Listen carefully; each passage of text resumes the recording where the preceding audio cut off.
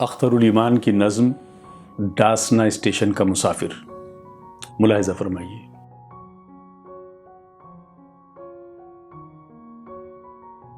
کون سا اسٹیشن ہے؟ ڈاسنا ہے صاحب جی، آپ کو اترنا ہے۔ جی نہیں، لیکن ڈاسنا تو تھا ہی وہ، میرے ساتھ قیصر تھی۔ یہ بڑی بڑی آنکھیں ایک تلاش میں کھوئی، رات بھر نہیں سوئی، جب میں اس کو پہنچانے اس اجاڑ بستی میں ساتھ لے کے آیا تھا۔ میں نے ان سے پھر پوچھا، آپ مستقل شاید ڈاسنا میں رہتے ہیں؟ جی، یہاں پہ کچھ میری سود کی دکانیں ہیں، کچھ تو عام خانے ہیں۔ میرے باپ دادا نے کچھ مکان چھوڑے تھے، ان کو بیچ کر میں نے کاروبار کھولا ہے۔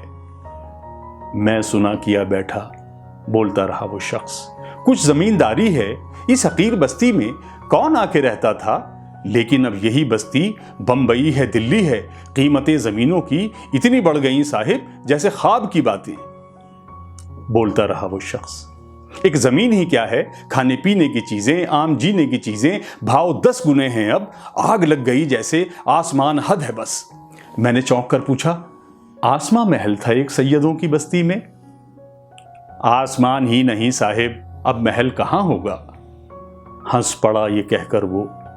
میرے ذہن میں اس کی بات پے بپے گونجی، اب محل کہاں ہوگا؟ اس دیار میں شاید قیصر اب نہیں رہتی، وہ بڑی بڑی آنکھیں اب نہ دیکھ پاؤں گا، ملک کا یہ بٹوارا لے گیا کہاں اس کو؟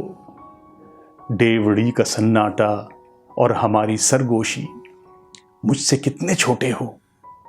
میں نے کچھ کہا تھا پھر، اس نے کچھ کہا تھا پھر، ہے کہاں رقم وہ اب، درد کی گراں جانی، اس کی جلوہ سامانی، میری شعلہ افشانی۔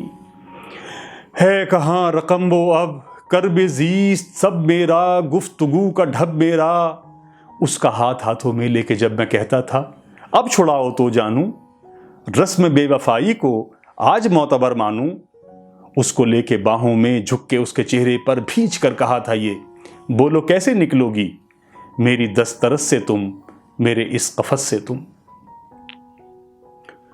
بھورے بادلوں کا دل دور اڑتا جاتا ہے، پیڑ پر کہیں بیٹھا ایک پرند گاتا ہے، چلچلک گلہری کی کان میں کھٹکتی ہے، ریل چلنے لگتی ہے، راہ کے درختوں کی چھاؤں ڈھلنے لگتی ہے، مجھ سے کتنے چھوٹے ہو، ڈیوڑی کا سناٹا اور میری گراں گوشی۔